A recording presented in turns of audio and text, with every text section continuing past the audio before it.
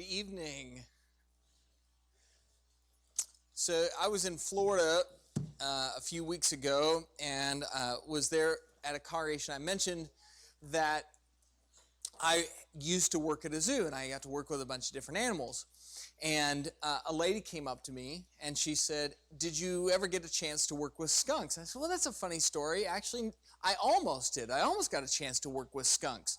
I worked with all these different animals, but actually I got out of the zoo right before we got a skunk, and the skunk's name was Thurston. And so I always kind of was bummed because, you know, how many people get to say they got to work with skunks? Normally, if you have a run-in with a skunk, it's a less than enjoyable thing. So I said, "Well, why do you ask?" She goes, "Well, I have a skunk." What?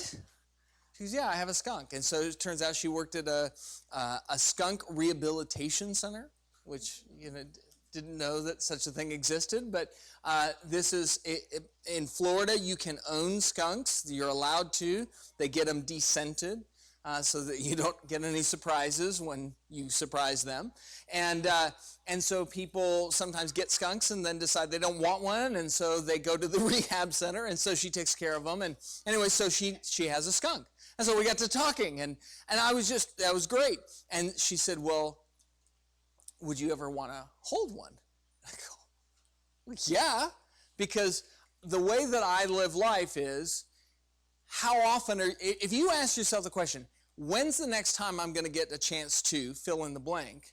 And the answer is not soon, then you should do it, right? So if somebody says, "Hey, you're going to have a chance to hold a skunk," what are the chances I'm going to have another one of those opportunities? Probably pretty low. And so I said, "Yeah." She goes, "Oh, okay."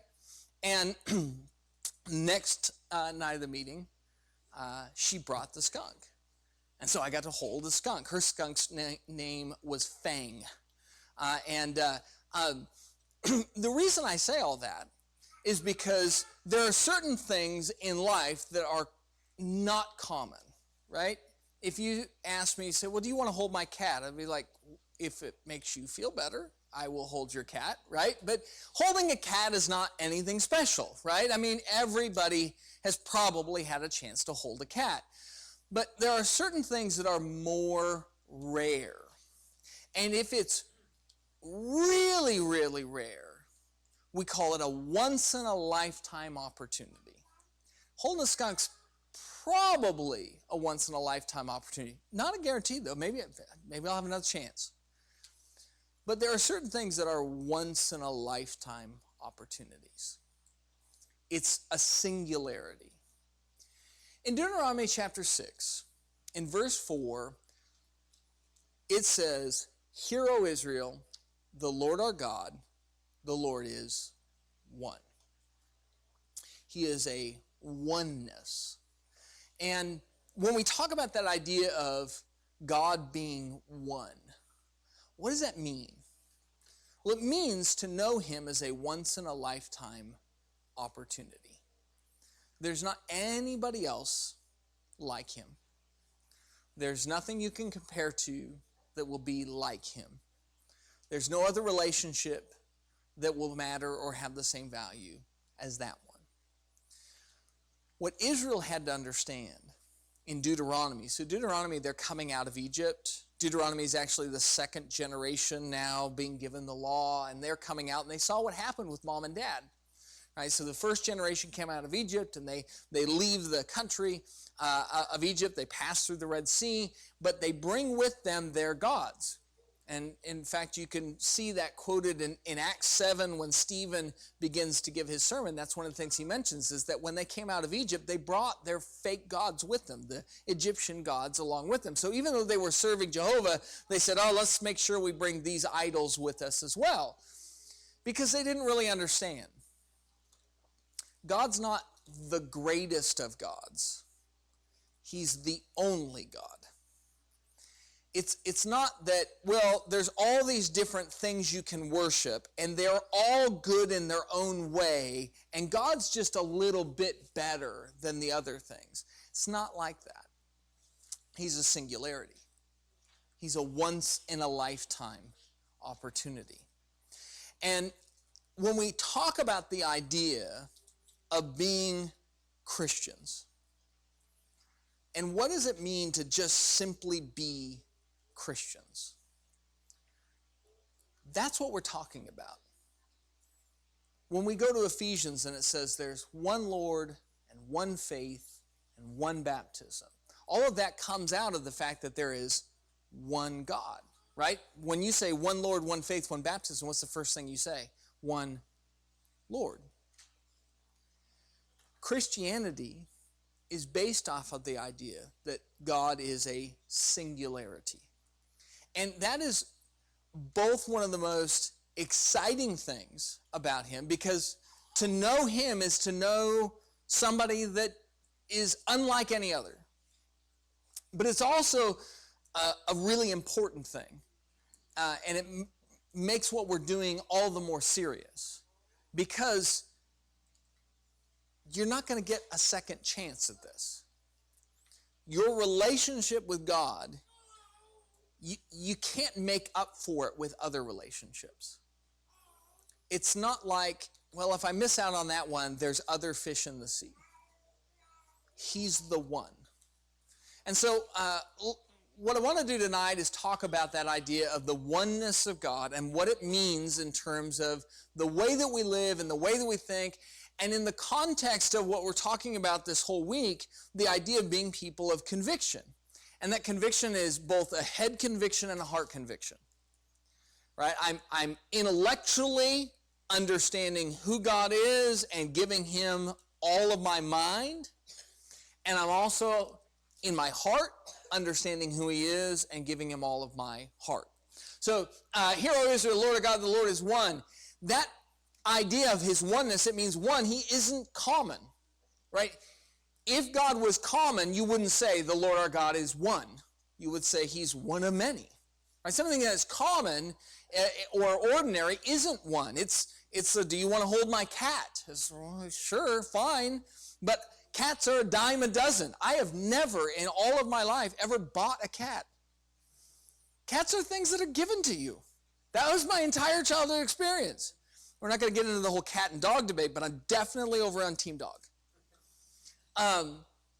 But the reality is that there's certain things that are common and ordinary. You know, nobody ever says, "Oh, come over here. You have to see it. There's a person over here." We see people all the time. But you go all the way back to Moses. What was Moses' encounter with God? What did it begin with? It began with the burning bush.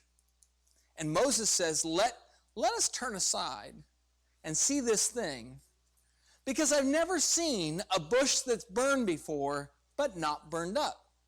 The very first interaction that Moses has with God is, this is not like anything I've ever seen before. Everything is different. He's not common or ordinary. Instead, he is unique and extraordinary. Everything that you interact with God on, you have to understand he's not going to be normal. And that impacts us in a lot of different ways. In Exodus chapter 8, verse 10, Moses said, "Be it as you say, so you may know that there is no one like the Lord our God." This is a problem of Israel. They came out of Egypt and they had all of these false gods, and all these false gods were frankly a lot like people. Because when mankind makes up gods, we make them like us. I want to do this thing, so I make a god that says, hey, this thing is really great to do. That's why so often the lust of the eyes, the lust of the flesh, the pride of life, these are things that are not just permitted by false religion, but encouraged. Right? Because if I have an idol, if I'm going to make a god, I'm going to make him to like the stuff I like and do the stuff that I want and make me feel good about it so I can rationalize it. Moses had to tell Israel, he says, look, I need you to understand there is no one like Jehovah our God. So when you're talking about God, the way that he thinks is not the way that you think. The way that he does things is not the way that you do things. Psalm 50 verse 1, the mighty one, God the Lord, speaks and summons the earth from the rising of the sun to its setting. You and I take for granted that certain things will happen no matter what. Driving here, the sun is beautiful. I don't know if you got a chance to see it, but that sunset was beautiful, right? And the sun is setting over the horizon, and the reality is I was happy I got to see it, because if I blinked or had been doing something else, it would have happened without me. Right? The sun was going to set whether I looked at it or not. And tomorrow the sun will rise whether I look at it or not. Do you realize that's not true for God? If God does not summon and, as it says, the Lord God speaks and summons the earth from the rising of the sun to its setting. If God does not hold together the universe by the power of his might, it doesn't happen. God has to summon the sunrise. It only happens because he wants it to happen. That's not the same for us. If I don't want the sun to set, if I'd like an extra couple hours in the day, you ever had a day like that where you wish you had just maybe a couple extra hours? I got a lot to get done and I don't have enough time to do it. Boy, wouldn't it be nice if I could just have the sun stop in the sky and give me a couple extra hours? Doesn't matter. The clock keeps running. But God, all of that is in his control. Now, the reason that these sorts of things are important for us to remember is because when you're dealing with a God who controls all time, space, matter, the future, and he's unchangeable, right? He can change anything he wants. When God made the universe, he made it in 6 days. But the reality is, do you have confidence that it didn't have to be 6 days? Right? If God wanted to speak the universe in existence in 6 seconds, could he have done it that way too? He can do it however he wants, right? He did it in 6 days for us so that we could learn some things. I think there's some beautiful lessons to be learned from the 6 days of creation and the Sabbath rest. And in fact, that's even what God says, is that he rested on the 7th day so that we would understand that if we follow him, there is a Sabbath rest for us eternally. But God can do whatever he wants. And a God who can do whatever he wants requires consideration. He requires us to consider him because he's the immovable rock in the river. Your life, there is only one thing that's not changeable. Everything else is up for debate. How long you'll live on this planet, it's up for debate. I can't tell you how long it'll be. Could be years, could be days. Other people in your life, they're going to come, they're going to go. Your health circumstances, your financial circumstances. There's not a single thing on this planet that will not change. You know, Nathan took us down to Bethany College today, and we went over and looked at Alexander Campbell's stuff. And here's a guy who said, we just want to follow the Bible. Let's just do what that is. And at the church building where he worshiped, they go, oh, and he pastored this church. It's like the guy would roll over in his grave if that's the way that he knew that they were talking about him. But guess what? You know how much control he has over that? Nothing. He's dead. You don't have any control over that. The one thing that you know is a constant and fixed thing in the universe is God. Everything else is up for grabs. So if there's only one thing that you know that is the unchangeable rock in the river, as your life flows, what's the one thing you got to make sure that you take care of? Make sure that that relationship is right. Because your kids will grow up. I mean, you see it all the time. People who, their kids are their whole world. And I get it. My kids are my whole world. Like, there's a whole bunch of them. And they take a bunch of my time. And there's no complaints about that. Like, I like that. But you know what they're going to all do? They're going to grow up.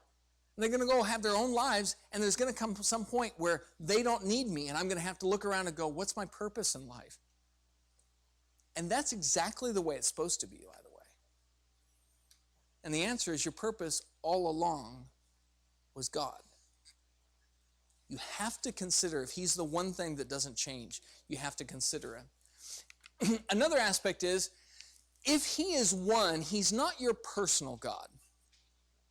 This is something that we kind of popularized as a society, is that this idea that Jesus needs to be your personal Savior. And I understand in one sense what we mean by that.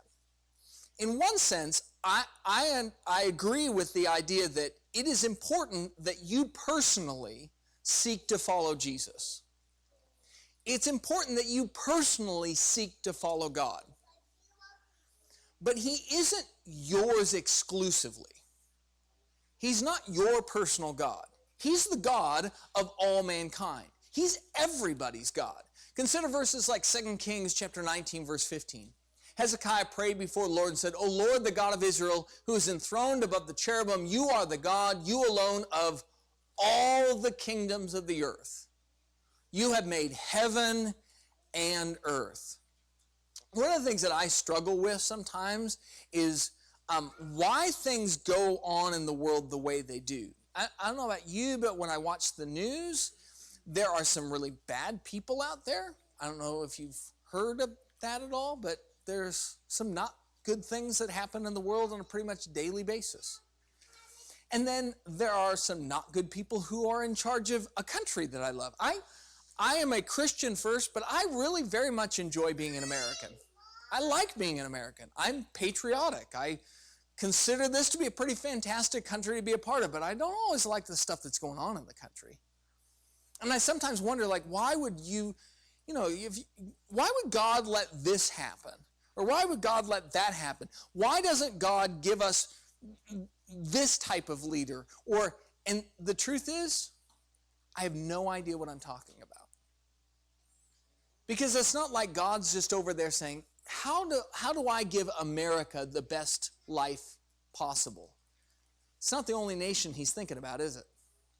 He's also the God of China and Vietnam and Togo, Benin. Some of you didn't even know those were places, right?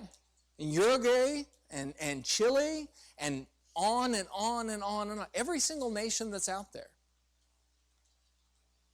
We turn on the news and you hear about this thing going on in another country and you go, wow, we live in this time where we hear about stuff so fast, when the reality is how quickly you know about things, even in the world of the internet, compared to how quickly God knows.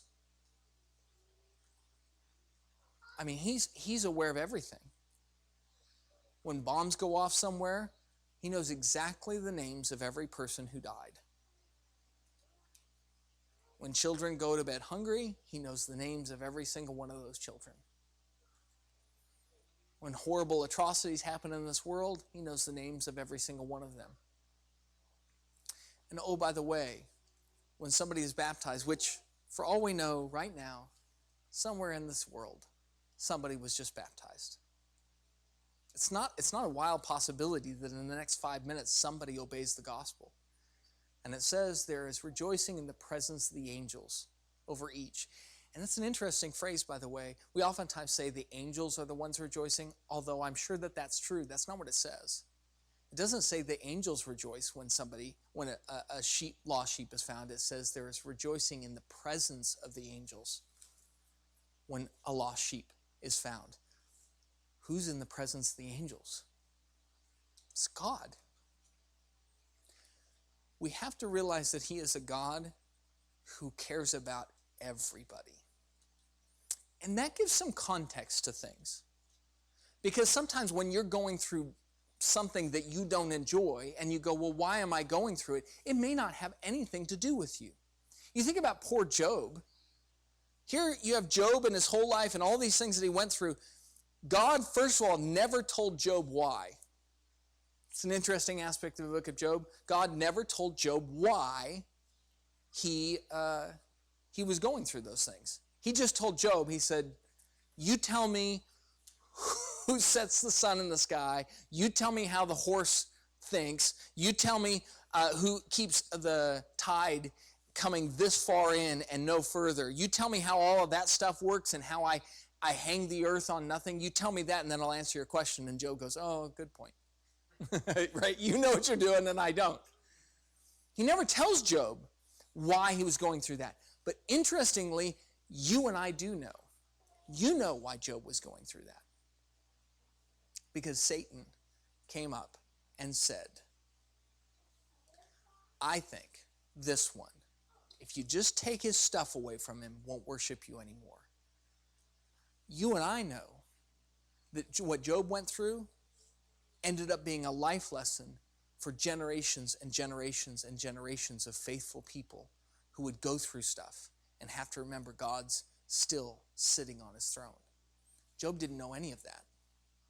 He didn't have the big picture. In your life, you don't have the big picture. He doesn't give that to you. You're going to go through all sorts of different things in your life, and if you think, why is this happening to me? The answer might be, it has nothing to do with you at all. It has to do with something that God is working. Malachi 2, verse 10, have we not all one Father? Has not one God created us? Why then are we faithless to one another, profaning the covenant of our fathers? If he's not your personal God, he's everyone's God. That also changes your relationship with everyone. I often wonder what would happen if we realized when we fight with other Christians and are unkind to each other that he is the father of both of us. I know how I feel when my kids start arguing with each other. Right? Like, it's a very clear thing to me. When my kids start bickering and fighting with each other and being unkind to each other, I am not happy with that because they're both my kid. And so I'm simply displeased purely because both of my children in this circumstance are people that I love and they're being harmful to each other. How would the church change if we remembered that every time we spoke to each other, we were also speaking to a son or daughter of the Heavenly Father? Would it change the way you talked? If you remembered, has not one God created us? Why then are we faithless to one another, profaning the covenant of our fathers? Ecclesiastes 5:7, for when dreams increase and words grow many, there is vanity, but God is the one you must fear. Another aspect of him not being your personal God is when people talk about, I have a personal relationship with Jesus, sometimes what they mean is, I feel a certain way, and I feel that God gives me this like individual experience, and because of that, I have feelings and dreams and visions about what I think God would like or not like, and so I live based off of that. It's purely feelings-based. The problem is Ecclesiastes says dreams can increase and words can grow many, but God's the one you must fear. Like, there's a lot of people who talk a pretty good religious game, right?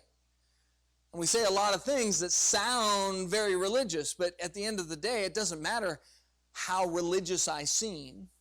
Jesus looked at the Pharisees and he said, well, I see the long robes that you wear, and I see you praying in the marketplaces, and I see all of these things that you're doing, and everybody else sees that, and they think you're religious, but the reality is there's one God.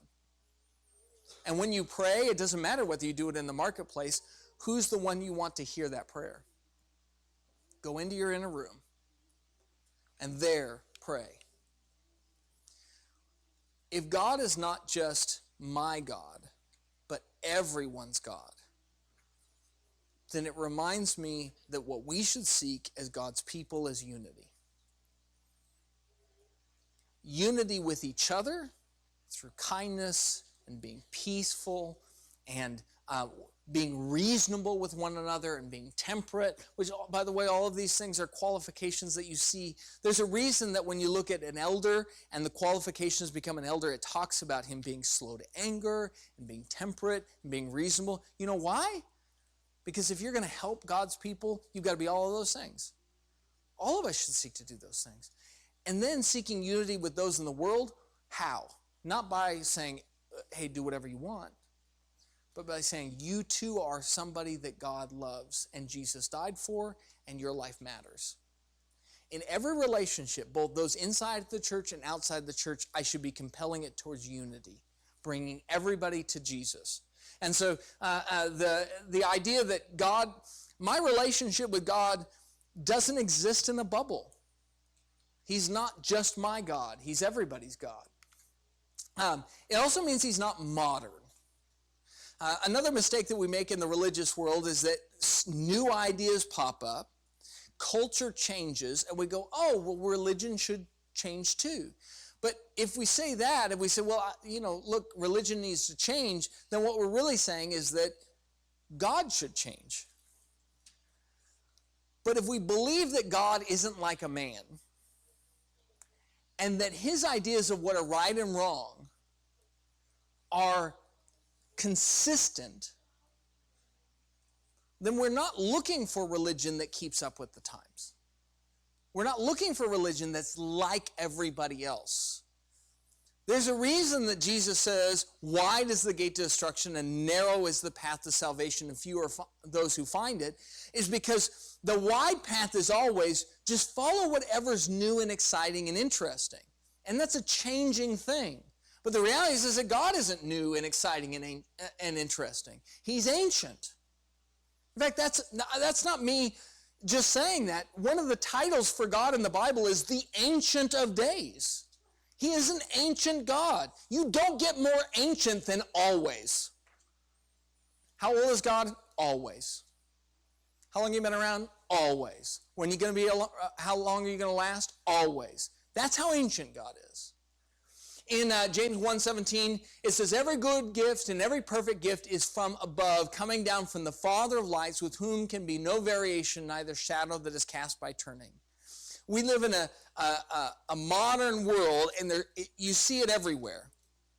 We've got carpet under our feet. That's a modern invention. I'm wearing a lapel mic. That's a modern invention. We have these speakers up. That's a modern invention. There's PowerPoint being projected on a wall. That's a modern invention. Sometimes I even refer to it as an overhead, and people snicker.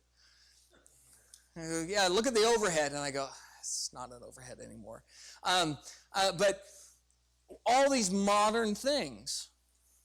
And living in a modern world with air conditioning and centralized heating and all these different things can get us to where we forget that that's not the important thing.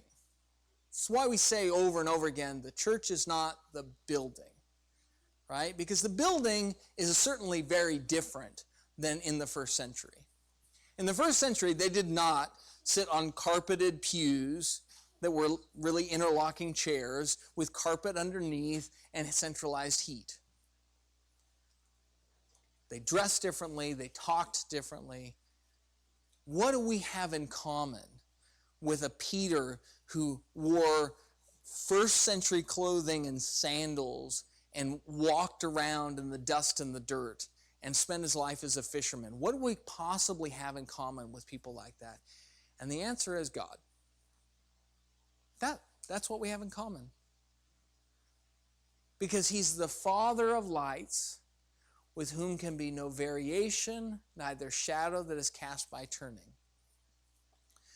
The same God that spoke to Peter and Paul and James and John and the other apostles and said, this is right and this is wrong, is the same God that speaks to us and says, this is right and this is wrong.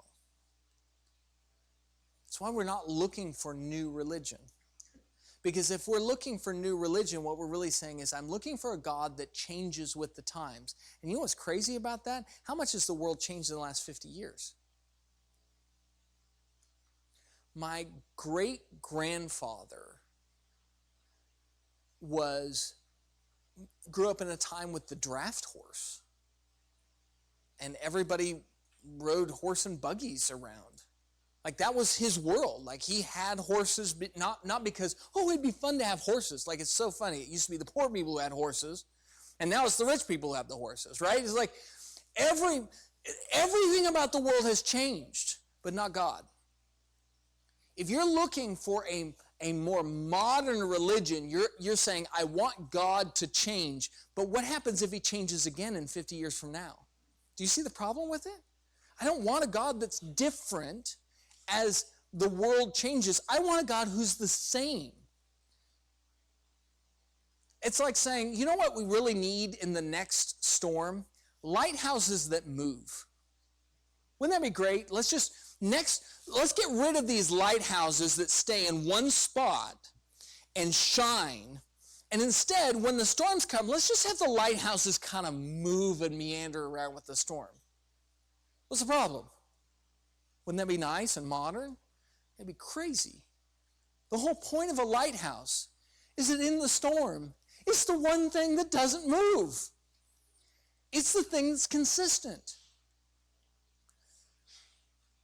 What we want, what we need in a world that cannot figure out what is right and what is wrong is a lighthouse. And that's what God is. And so when we look at the Bible, which another word or phrase for the Bible is the Word of God, because it's not authored by men but by God. Since God is a lighthouse, what does that make the Word of God? It's a lighthouse too. We're not looking for new interpretations.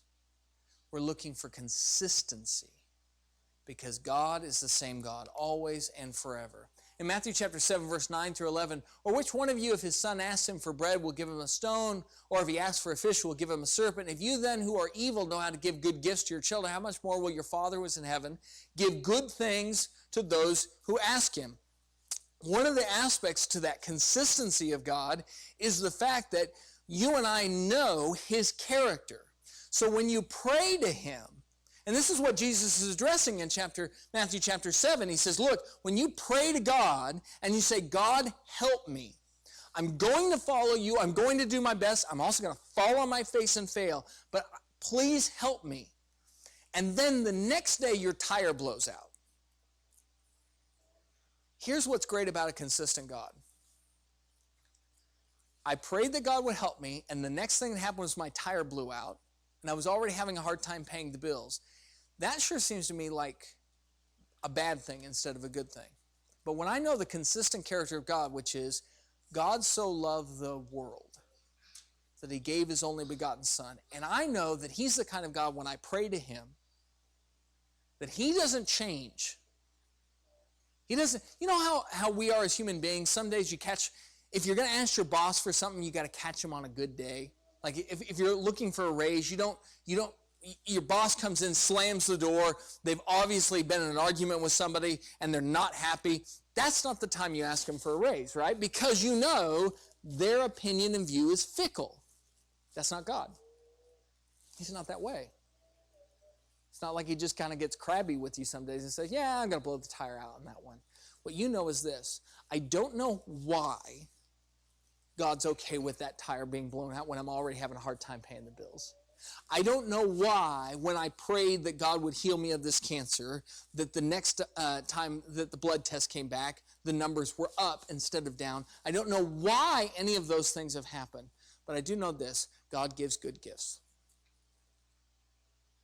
And I know this will work out. Your life will have a lot of ups and downs, but if you know who your Father is and you know to ask him for help, even when stuff happens that seems bad to you, you can know he's one God. He doesn't change. He's the same through and through. How many times do good parents tell their kids no to things that the kids really wanted them to say yes to? Right? Even country singers know you should thank God for unanswered prayers.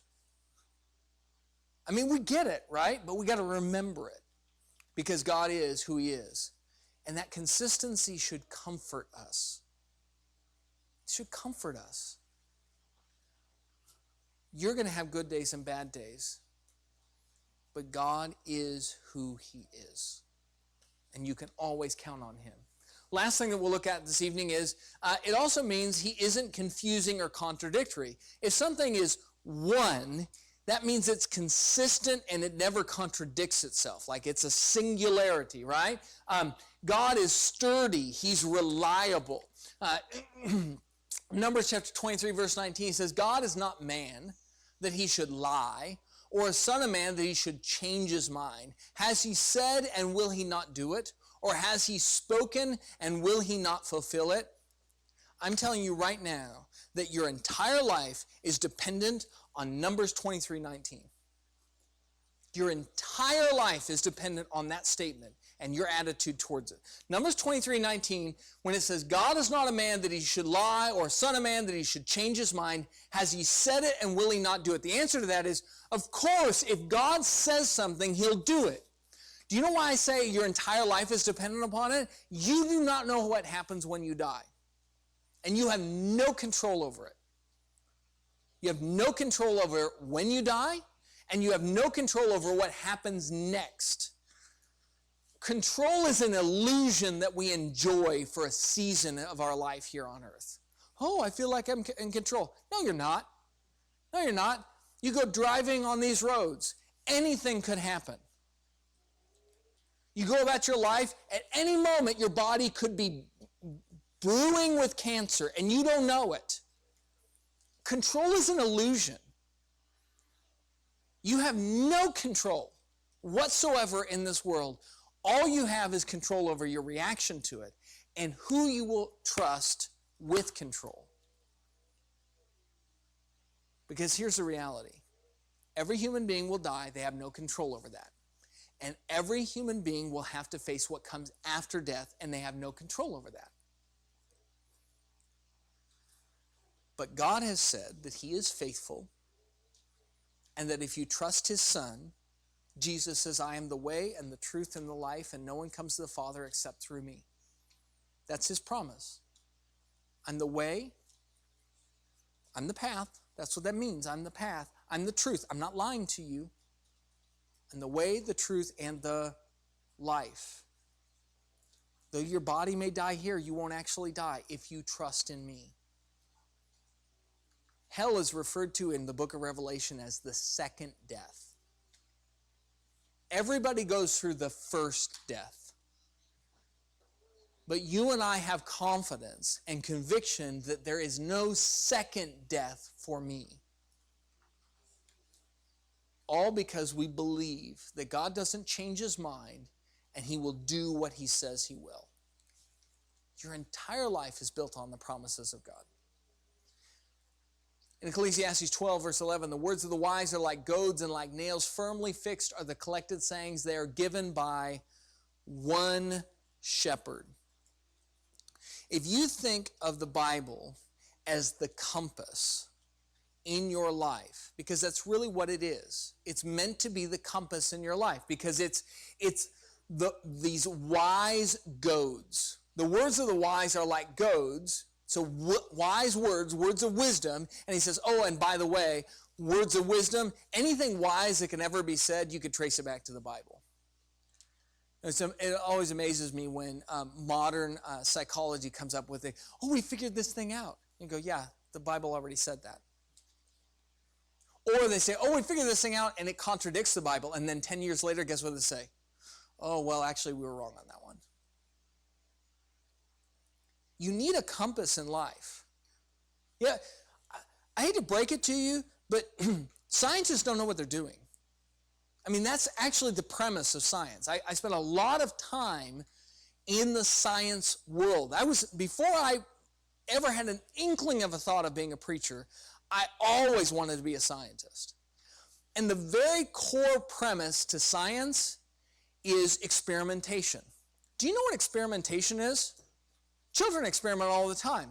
I have this fork, that little hole in the wall that my parents call an outlet.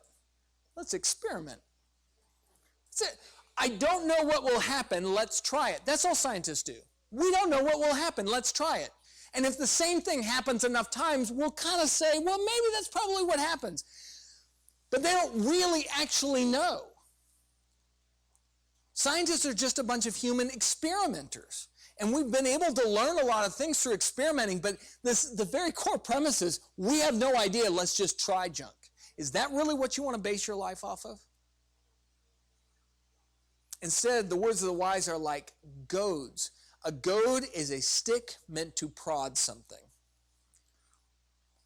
When Saul had been persecuting Christians and had not yet converted to Christianity, when Jesus visited him on the road to Damascus, he said, he said to him, Saul, Saul, why do you persecute me? Is it hard for you to kick against the goads? A goad is what you would use for an animal to try and get it to go the way it ought to. You want your life to go the way it should go? Let this goad you. Hebrews says that the Word of God is living and active and sharper than any two-edged sword. It is meant to cut. And you know what it cuts? And what it's really good at cutting? You.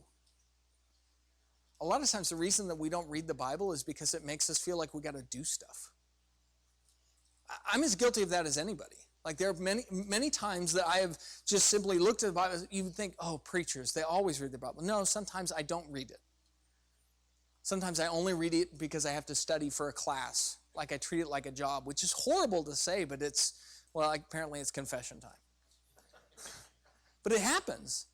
But when I start reading this for me, and I go, I'm not doing it to teach a class, I'm not doing it to prep a sermon, I'm just reading it for me, I inevitably kind of get this feeling that I ought to do something about it.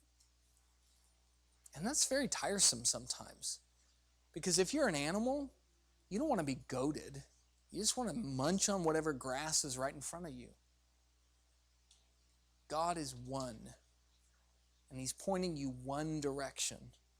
And he's goading you. But he's one shepherd. And this is a beautiful thing about shepherds. Shepherds are different than cowboys. If you have a cowboy, right, the old Wild West stuff, cowboys, they get on their horses and they're going to take the cattle and get them places. Where are the cowboys? Front of the herd or back? They're always in the back, right? They're driving the dumb cattle forward. And they're putting them that way. And so they get in the back of the herd and they push them forward. What do shepherds do? Whenever you imagine in your mind's eye, you've got a shepherd, he's got a bunch of sheep, and he's trying to get them somewhere. Where's he at? He's always at the front, isn't he? Jesus Christ is goading you. But he goads you from the front. You know why? You know how I can confidently say that?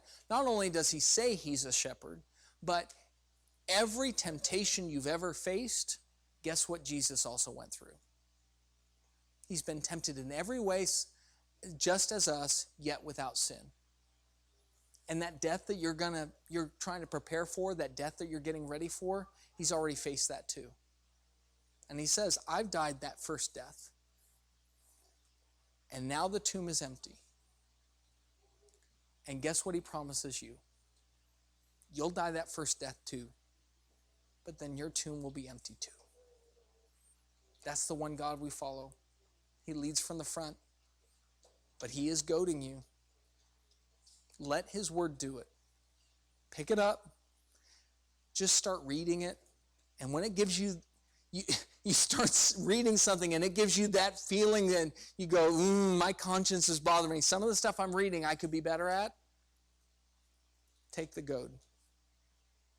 Let it be the compass. Let it guide you forward. That's all I have for you this evening. Thank you so much for your time and attention.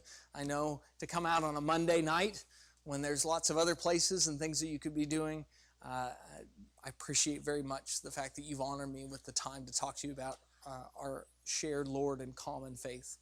If you are in need of the prayers of the congregation, or if you have not yet obeyed the gospel and ready to be baptized into Christ, please come forward as we stand and sing.